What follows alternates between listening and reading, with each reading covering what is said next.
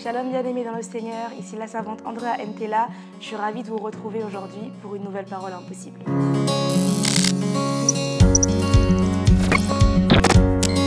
Alors aujourd'hui, on se retrouve pour parler d'un passage assez particulier qui se trouve dans Genèse 38 et qui s'intitule « La descendance de Juda par Tamar ». Je lis au nom du Seigneur. À cette époque-là, Juda s'éloigna de ses frères et se retira chez un homme d'Adulam appelé Hira. Là, il vit la fille d'un Cananéen du nom de Shua et il la prit pour femme et eut des relations avec elle. Elle tomba enceinte et mit au monde un fils qu'elle appela Er.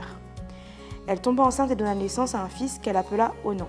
Elle mit de nouveau au monde un fils qui s'appela Shéla. Juda était à Zib quand elle lui donna naissance. Juda prit pour Er, son fils aîné, une femme du nom de Tamar.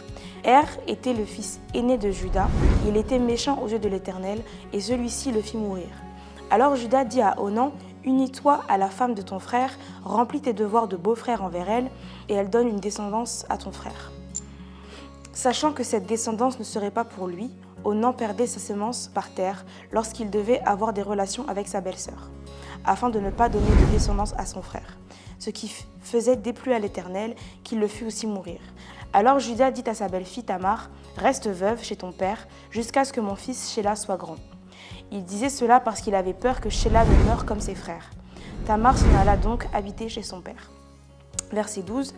Bien des jours passèrent et la fille de Shua, qui était la femme de Juda, mourut. Une fois consolé, Juda monta à Timna, vers ceux qui tondaient ses brebis.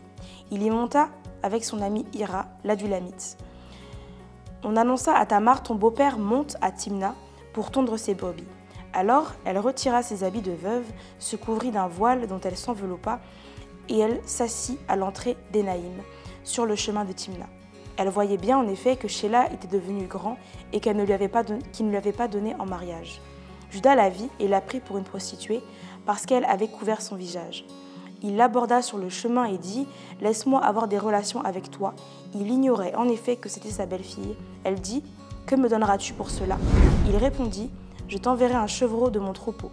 Et elle dit « Donne-moi un gage jusqu'à ce que tu l'envoies ». Et il répondit « Quel gage te donnerai-je » Elle dit « Ton seau, ton cordon et le bâton que tu tiens. » Et il les lui donna, puis il s'unit à elle et elle tomba enceinte. Elle se leva et s'en alla, et elle retira son voile et remit ses habits de veuve. L'histoire de Tamar est connue, mais c'est une histoire que nous lisons parfois en diagonale, ou qui même parfois est nextée dans la parole de Dieu, puisqu'elle met en avant des mœurs de l'époque qui sont totalement en contradiction avec nos mœurs d'aujourd'hui. Contre toute attente, Tamar est veuve. Et à cette époque, le veuvage est très compliqué. Il s'agit de survivre et de vivre dans cette situation. On peut voir l'exemple, par exemple, de la veuve de Sérepta qui vivait une situation qui était très compliquée. Et donc, on peut facilement s'imaginer la situation de Tamar. Tamar est la veuve de Er, le fils de Juda, puis l'épouse d'Onan, un autre fils de Juda, puis fiancée à Shéla, épouse de Juda, et mère également de Péret et de Zérak. À l'époque, une femme, pour survivre, devait avoir soit une terre, soit des enfants. Les deux dans le plus avantageux des cas. De plus, la Bible ne nous donne pas beaucoup d'informations sur Tamar, mais on sait que Er, son défunt mari, avait environ 15 ans. Donc on peut facilement aussi comprendre que Tamar était relativement très jeune. Donc on peut s'imaginer que Tamar était relativement jeune et que d'être veuve à son âge devait être une situation plutôt critique pour elle. À cette époque, il y avait une loi qui s'appelait le système du Lévirat, et c'était donc la mention de devoir du beau-frère qui devait en somme épouser la femme de son défunt frère. Donc à cette époque, donc par le système de Lévirat, le beau-frère devait épouser sa belle-sœur afin de perpétuer la lignée du père.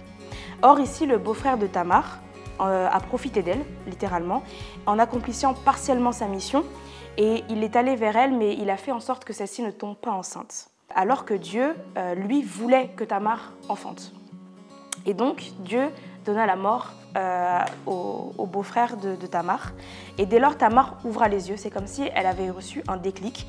Et pendant plusieurs années, elle remarque que son fiancé, qui était Shéla, grandissait, mais qu'elle n'était toujours pas promise en mariage. Alors, elle a décidé par elle-même de provoquer sa destinée et donc de faire en sorte de perpétuer le nom de son mari par elle-même. Et donc, elle décide de provoquer sa destinée d'une très drôle de manière en se déguisant en prostituée afin que Juda lui-même puisse lui enfanter des enfants. Elle demande même des preuves car étant déguisée, il y avait possibilité que Judas nie sa paternité. Or, elle avait des preuves que Judas était le père de ses futurs enfants. C'est une histoire étrange, mais soulignons que Tamar avait faim d'être une prostituée pour accomplir sa mission de femme, pour également se sauver elle-même puisque sa situation était critique. Avoir des enfants pour elle était surtout une façon de survivre puisque on tentait de la priver de ressources et de l'amener à une mort certaine. Aussi bizarre que ce passage soit-il, Tamar est mentionnée plusieurs fois dans la Bible et aucunement de manière condamnable. Celle-ci, en revanche, est mentionnée d'ailleurs comme l'une des ancêtres de Jésus puisque son fils Pérez figure dans la lignée de David. Tamar est l'une des rares femmes mentionnées dans cette lignée, avec Marie, une vierge, et Rahab, une autre prostituée, et Ruth, une autre veuve.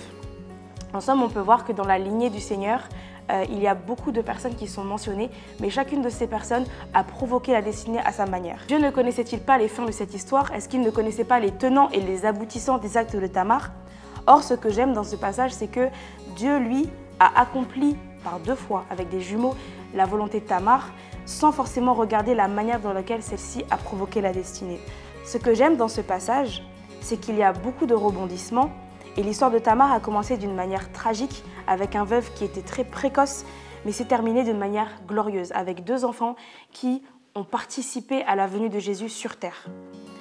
Je ne sais pas ce que toi tu vis actuellement, je ne sais pas la situation rocambolesque que toi tu vis, mais je t'invite ce matin à provoquer ta destinée. D'une manière bien sûr qui glorifiera le Seigneur. Peu importe à quel point ton histoire a été rebondissante, peu importe à quel point ton processus a pu être traumatisant, il faut que tu puisses faire en sorte de persévérer afin que ta fin, elle, soit glorieuse. En prenant également en main ta destinée et en prenant pleinement conscience de qui tu es, Tamar sentait qu'elle devait porter la vie. C'était au-delà même de ne plus être veuve, c'était la mission du Seigneur qu'elle devait par-dessus tout accomplir. Et elle a pris la décision d'accomplir sa mission. Alors je t'invite ce matin à accomplir ta mission et à ne pas faire en sorte que la situation que tu vis ou que les conditionnements de ta vie puissent conditionner ta destinée. Alors j'aimerais prier avec toi ce matin. Père éternel des armées, je me joins à ton fils et à ta fille qui me regardent ce matin afin que Saint-Esprit, mon Dieu de grâce, comme Tamar, tu puisses créer un électrochoc dans sa vie, Seigneur, afin qu'il puisse prendre pleinement conscience de sa mission que tu lui as donnée. Père éternel, que si les situations ne sont pas en corrélation avec ce que tu lui as dit, Père Seigneur, qu'il puisse prendre en main son destin afin de pouvoir te provoquer, Seigneur, et faire en sorte que tout ce que tu as prévu pour sa vie puisse s'accomplir. Je prie, Seigneur, afin que tu puisses lui donner des idées, Seigneur, des initiatives, afin qu'il puisse accomplir pleinement ta mission dans le nom puissant de Jésus. Amen.